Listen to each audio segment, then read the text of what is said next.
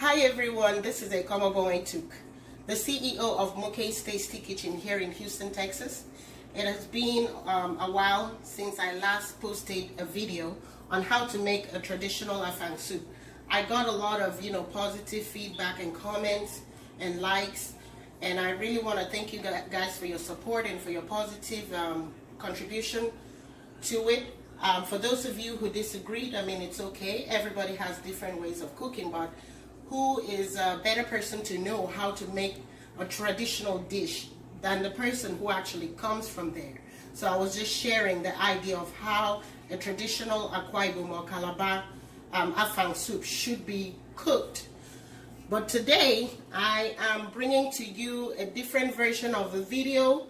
I'm going to be making a little okra soup. There are certain do's and don'ts about cooking okra soup.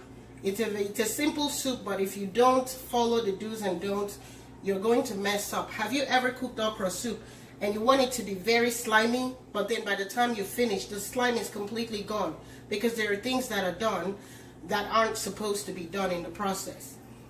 However, we're going to start. I have my recipe here. I have cut onions, I have crayfish, I have okra, I have fresh pepper, and I have spinach, I have Maggi, and I also have cooking oil. But over here I have the meat, and here I have tendon beef. I also have this, we call it, large periwinkle, but small snail. In my language they call it nkonko. And this is catfish. So it's just going to be a little soup. I just want to share with you guys how to do this. And now I am going to put this on the fire. We're going to steam it. I didn't really put water. So here I did put salt. I put Maggi. I put fresh pepper. I put onions to give it, the flavor. And I also put all the meat and also the catfish, of course. So we're just going to steam it and let everything sink into the meat and also the fish. We're not going to cook the fish all the way. As soon as it's slightly done, we're going to take it out because we don't want the fish to be crumbled inside the soup. And we'll take it out later on, and we'll continue with, making sure we cook the meat to soften up. So we will be right back with you guys. So hi everyone, this has actually been cooking, or I would say steaming, for just about 5-7 minutes. And I don't recommend for you to, when you're parboiling your meat and your fish, you don't want to just put water. As soon as you put the meat, you just pour water into it, because even though the food might be tasty, but the meat itself, because of how you started cooking it, would basically lack that taste. It's going to be just tasteless, I would say. If you bite into the meat, it will be tasteless. So this is the reason why we're steaming it at first before we add water. So I'm going to go ahead and add some water. In just a little bit, I'm going to remove the fish, because once I start cooking, the soup, I'm going to put back in the fish, and it's going to just finish the cooking process. But right now it's still steaming. I don't want to stir it too much because I don't want to mess up the fish. So I'm just going to go ahead and cover it. We'll let it cook for another, I'd say about 5 minutes, and then I'll take the fish out. We'll be right back. This has been cooking for the past another 5 minutes. I'm going to go ahead and remove the fish. As you can see.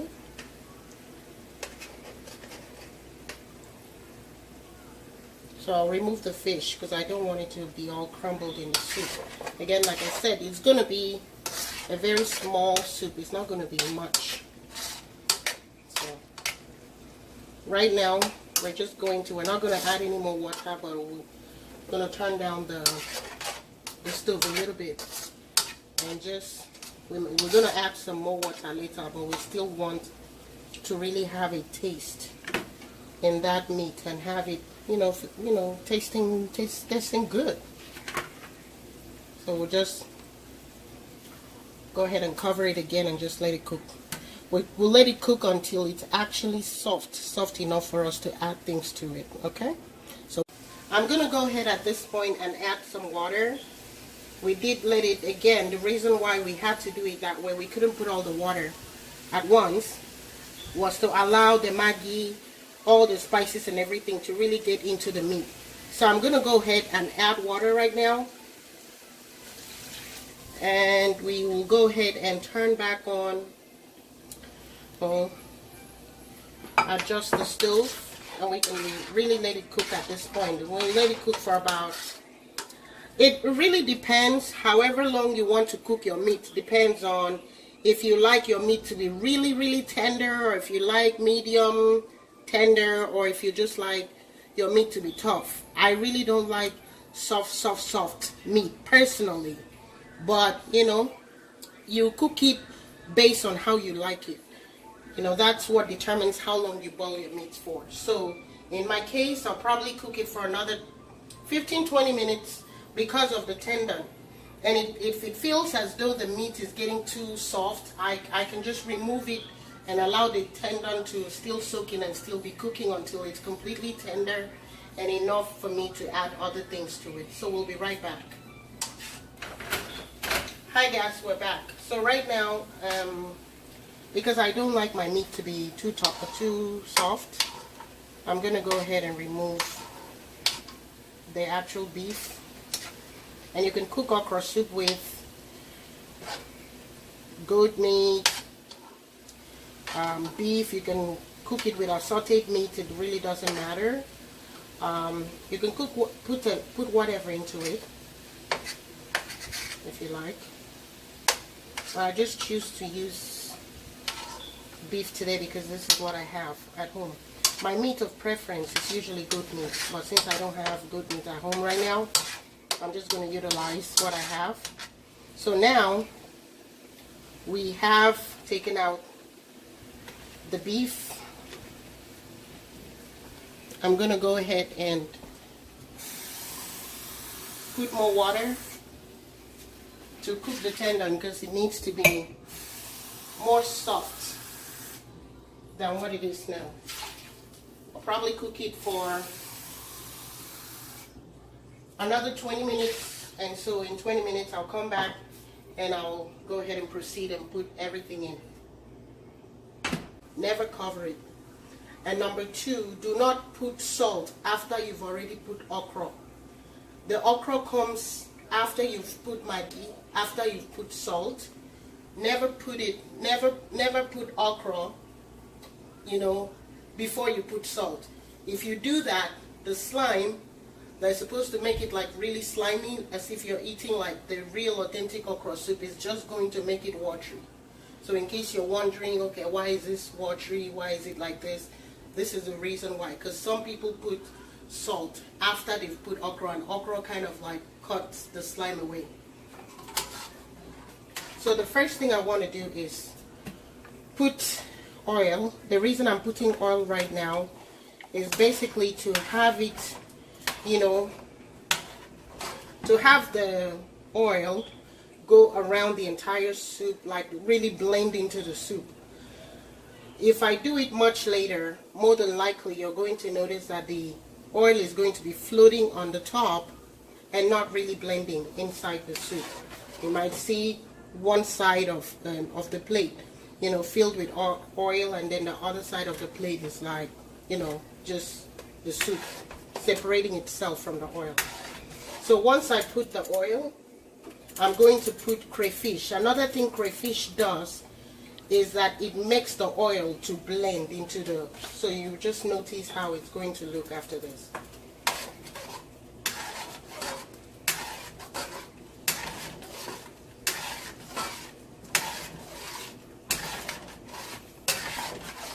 Okay. I don't want to put too much crayfish in it. So at this point, the crayfish will make the oil to blend in with the soup.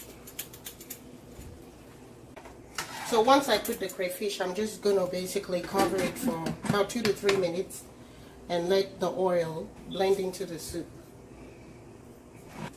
Hello guys, so this has been cooking for about 2 to 3 minutes. I'm going to go ahead and add my onions.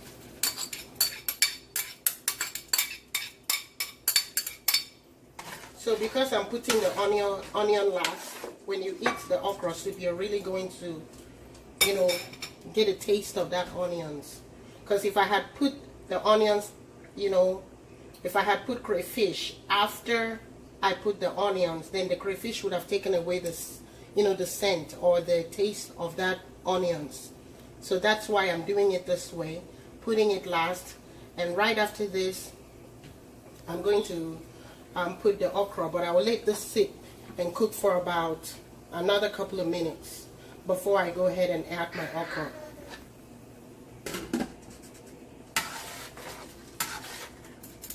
Okay guys, so this has been cooking for a couple of minutes. I'm just going to go ahead and add my Maggi. I have 2 Maggi for the quantity that I'm cooking. So I'll add my Maggi. Remember when I said things that really cut the slime off of the okra, you want to put it in, you know, before you even get to put the okra. You don't want to put it after, because then you're not really going to get the slime out of the okra soup. So I'll just let this sit and kind of like let the onions be done a little bit, just for about 5 minutes, and I'll add the okra to it. Hi guys, we're back. So right now, the last thing I put in here was Maggi. So I'm going to go ahead and put back in the beef. I'm not really going to put the fish still, just yet. So I'm going to go ahead and add back my beef. I know it already has its own flavor, but we want the flavor of the soup to also get into it. Okay.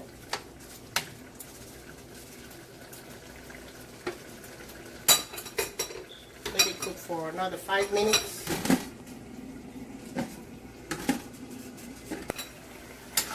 Hi guys, so this is what our soup looks like. You see the color, right? You see the color, it's very nice. So right now I'm gonna go ahead and add my okra to it. At first you don't really want to stir the okra. You just want to use your spoon and blend it right into the soup. And at this point in time, no matter what you do not cover your okra soup. You do not put the lid on it at all. You see how the oil is completely like blended into the soup. It's not floating anywhere. I know people like to cook differently, but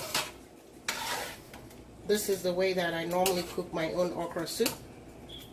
And I'm just sharing that secret with you guys. So the okra is still fairly raw, so I'm just going to let it just cook a little more. And then I will go ahead and add the last, I would not say last, but second to the last ingredient to it. So we'll be right back. So right now the okra has been cooking and it's fairly done. So I'm going to go ahead and add my very last ingredient. I know the spinach seems much, but I like much vegetable in my own okra soup. So I'm just going to go ahead and stir it. I'm not going to cook it much longer because spinach is a very soft vegetable and it doesn't really require for it to be overcooked.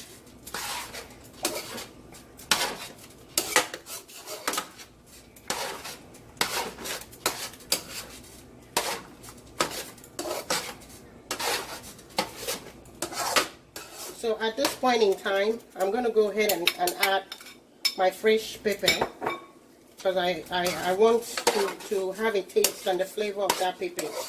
So I usually put it, you can choose to put it after you put the vegetable, or you can choose to put it right before you put the vegetable. Either way, it still comes out just as nice. So we'll let this cook for about 2 minutes and that's it. Right now, I'm going to go ahead and add my fish. And once I add the fish, I'm not really going to stir it. too much.